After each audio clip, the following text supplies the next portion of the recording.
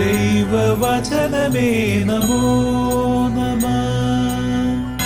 ജീവവചനമേ നമോ നമഃ.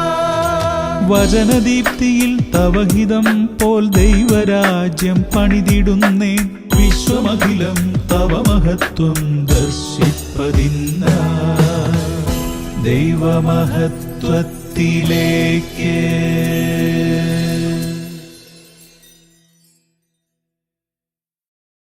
കർത്താവായ ഈശോയിൽ പ്രിയ സഹോദരങ്ങളെ,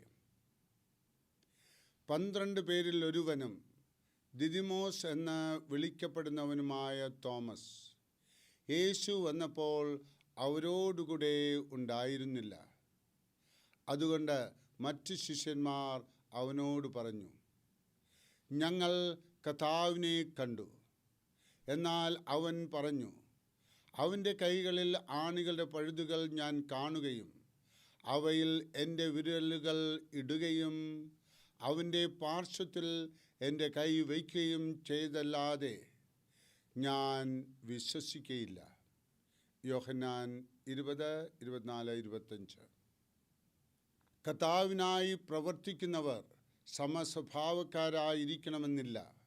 സ്വഭാവത്തിലും കഴിവിലും വൈവിധ്യം ഉണ്ടായേക്കാം. അതിനാൽ നാം നമ്മെ തന്നെ മറ്റുള്ളവരോട് താരതമ്യപ്പെടുത്തി നിരാശരാകരുത്.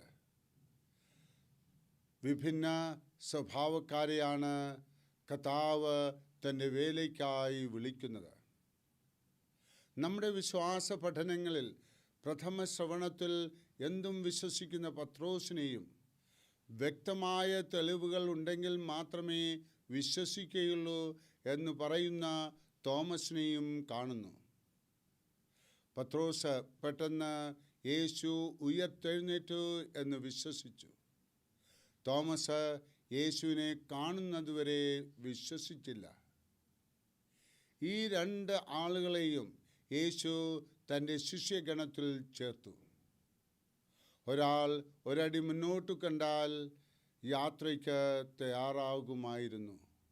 മറ്റേയാൾ അവസാനം വരെ കണ്ടാൽ മാത്രമേ യാത്ര ആരംഭിക്കുമായിരുന്നുള്ളൂ.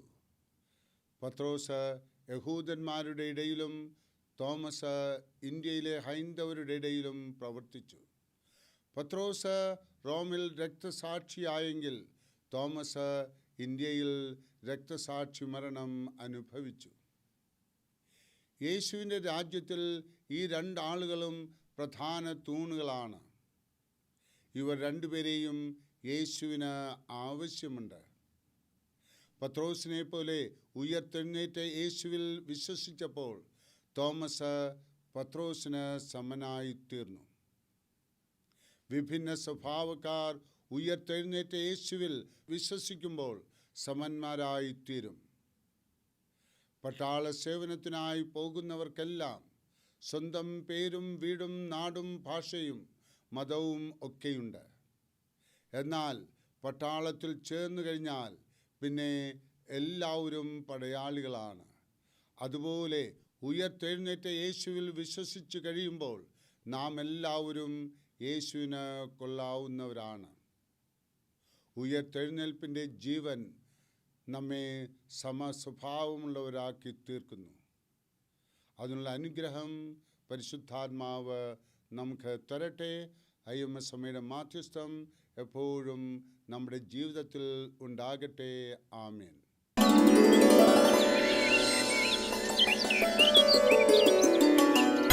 ദൈവവചനമേ നമോ നമഃ. ജീവവചനമേ നമോ നമഃ. വചനദീപ്തിയിൽ തവഹിതം പോൽ ദൈവരാജ്യം പണിതിടുന്നേ. വിശ്വമഖിലം തവ മഹത്വം ദർശിപ്പതിന്ന ദൈവമഹത്വത്തിലേക്ക്.